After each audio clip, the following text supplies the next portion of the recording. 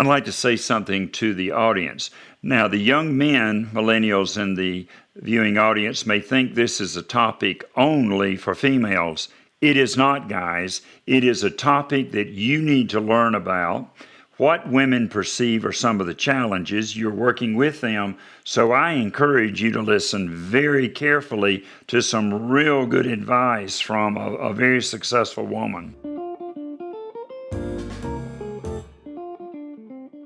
And today we have a very special guest and a very good topic, and it's women as leaders in corporate America.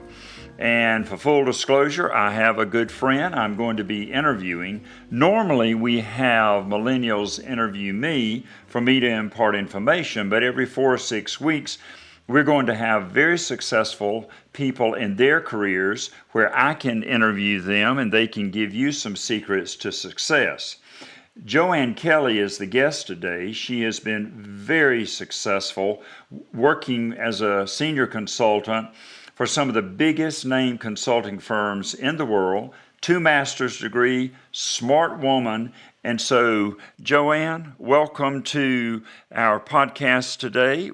I really appreciate your doing this. Joanne is joining us by Zoom because she lives in Florida. She and her husband used to live in Atlanta. But Joanne, welcome to our podcast. Thank you, Emery. I'm delighted to be here. Good. Now, I'm going to be interviewing you to ask you some real good questions. You have been a very successful executive, female executive, I'd like to add, in your career, and today we're discussing leadership as a woman. First question, how are women leaders perceived differently than their male counterparts in corporate America? What is your opinion on that? That's a very interesting question. And I will say I've been in corporate America.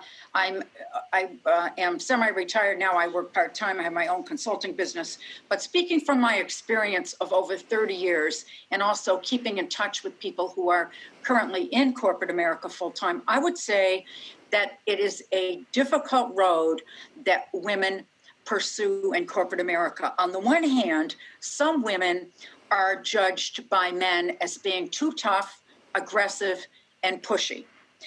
And I think that one of the reasons for this is that women realize in many instances that they need to state what they believe, they need to stick up for what they believe, and in many cases, and this was true with me, the woman is the minority in the meeting. However, it's real interesting because women leaders have different characteristics than men. They're more team-oriented generally. They share credit. They build network of supporters, and they connect with others and with one another. So on the one hand, the woman many times is struggling to hold her own, and on the other hand, she has some great qualities that make her different from men. So that's how I would say that women leaders are perceived differently than their male counterparts. And I firmly believe that. And I will say in my career, because I've worked primarily with men have been very helpful to me. And they have given me a different perspective, and it's helped me grow and be more successful as a female leader. Joanne, earlier you mentioned that some women, a lot of women, are too much of a team player, build relationships real well. I want to share with you, because I agree with you, I want to share with you a situation where I executive coached a very sharp, very well-educated engineer in a manufacturing environment. The plant manager called me up and said, Emery, I got to have some help with this woman. She comes up with the best ideas, solves problems, but in a few minutes, it's one of the men's ideas. She does not know how, because she's so giving, to keep her good ideas. And I did coach her. I taught her how to do that. So that is an example of what you're talking about. Yep. Totally agree. And I learned the hard way because I did that at first. And then the other thing that happened to me, and I know it's happened to other women because I talked to them, I would mention an idea, and then about 5 minutes later, a man at the meeting would mention the same idea, and others thought that it was wonderful. It was not nearly as good as your idea, but it's the same idea. I call those people parrots. They're parenting back what someone else has said because they don't have good ideas themselves, and they're really great at stealing other people's ideas. Right. Second, go ahead. No, I was just going to say, and then the tendency for a lot of women is to just say, well, I'm going to say nothing because I'm not going to win here. And that's not the right approach either. That is not the right approach. That is exactly what I had to executive coach the female engineers, that she had to stand up for herself because nobody else in that staff meeting was going to stand up for her, maybe the plant manager. Second question. Please define, in your opinion, what leadership is, and does it differ with men and women? I've thought a lot about that, Emery, and I'll tell you what my definition is. And sometimes I change it over time, but I came up with the following characteristics. The leader is purposeful, knows exactly what the goals are. The leader is empathetic and can relate to others, but not too much. I mean, you don't want to go overboard. The leader is passionate because, after all, if you're passionate and you have great ideas, then others will follow. The leader is patient and humble.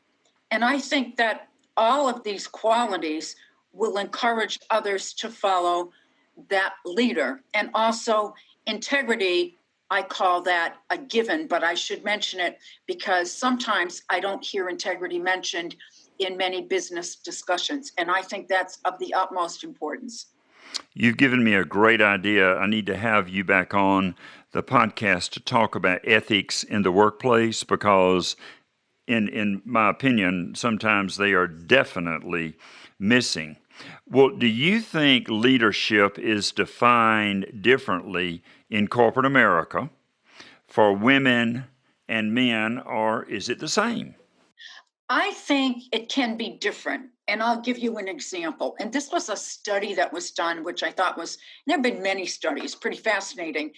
And the study observed how men were ranked and discussed in their performance reviews, which maybe will become a thing of the past. I'm not sure. But anyway, my point being that men generally were not even dinged on their personality traits. It was what they accomplished. Women, because as I said earlier, many women leaders are viewed as too aggressive or too tough, they sometimes got dinged because of those personality traits. So I think one of the most important things that women can do is to have accomplishments that go with the whole package, as I like to say. And that's where men, I think, can help a woman. If a woman leader calls upon maybe some of her male friends that are truly friends and not competing with her, she can get some sound advice, and maybe she can get some feedback on how she's coming across. I think it's very difficult to determine how you are perceived by others. I think it is very, very critical. And that leads to the next question. Emotional intelligence has been around for 2 or 3 decades. You and I have been in the workplace long enough to know what it is. Some millennials, younger millennials, may not be familiar with this, but emotional intelligence can be a real excellent leadership tool. Would you please define what is emotional intelligence? In my opinion, and we call it, as you know, EQ versus IQ, and that's a different discussion. But EQ, or emotional intelligence, somebody with good emotional intelligence embraces change. They empathize with others. They're reflective, self-reflective, and they think about their actions before they speak. and also their reactions. They also look at others and try to determine the other person's emotions. And that brings up the point of you can't treat or deal with everybody the same in corporate America, because some people just will not relate to your particular style. Whereas if you observe the person, then another style might be much more suitable. So if you're very assertive and you're dealing with somebody that's not, then you really need to understand what's going to make him or her listen to you and take what you're saying to heart. So I think that that's very important, to look at the whole landscape and then decide how you're going to proceed. I think you're going to get a lot more results as a leader in having people follow you if you understand what their personality is and what makes them excited or not.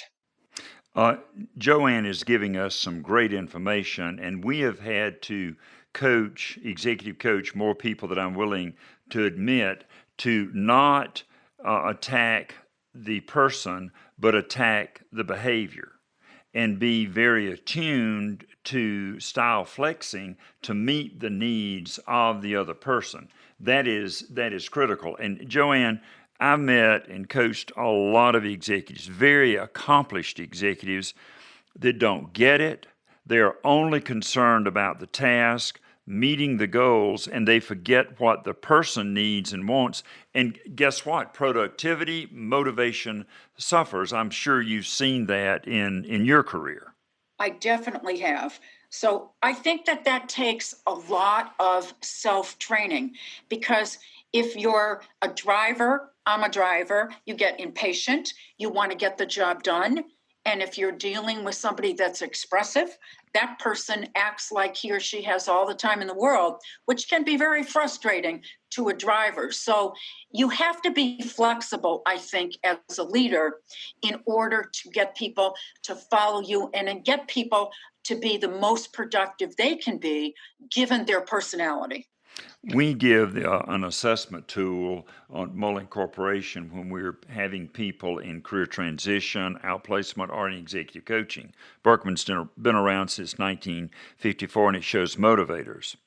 If you know the motivators of an individual, and this is exactly what you're talking about, if you know the motivators of an individual, you can much better manage them and get out of them, and I'm saying that respectfully, than not doing that. You've got to know how to meet the needs of the other person, style flex, and talk to the person, not the task at hand.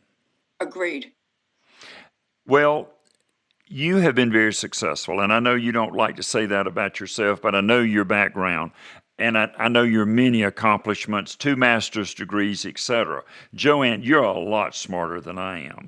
Oh, I don't know about that, Emery. No, But you're smart. You are truly a smart executive with the international consulting firms that you have worked with. So I would like for you to give some advice, not only to the young women millennials in the viewing audience, but also the young men. The question is how to get there. How do you go up in a career? Because you certainly have. I think that's one of the most interesting questions. And in the spirit of transparency, I will say that my career has not been a straight line. And I have had failures. And anybody that's worked for as long as I have that says they haven't is not too perceptive. Let's put it that way. They're lying. There's nothing wrong with failures. It really depends upon what you do with them. And Yes. I've been in some very hot political environments, and I found that the higher up you go in corporate America, the more under fire you are. So my advice, and it's a whole, I would say it's many pieces of advice. Number one, if you can find a mentor or get somebody like Emery to coach you, that would be a wonderful thing. Now, when I started out, I didn't have a mentor, but as I mentioned earlier, I was working mostly with men. And I was in a sales environment. So one of the things that I liked, and I would give this advice to people if they are inclined to be in sales. In sales, it doesn't matter what you look like. It doesn't matter who you are, male or female, usually.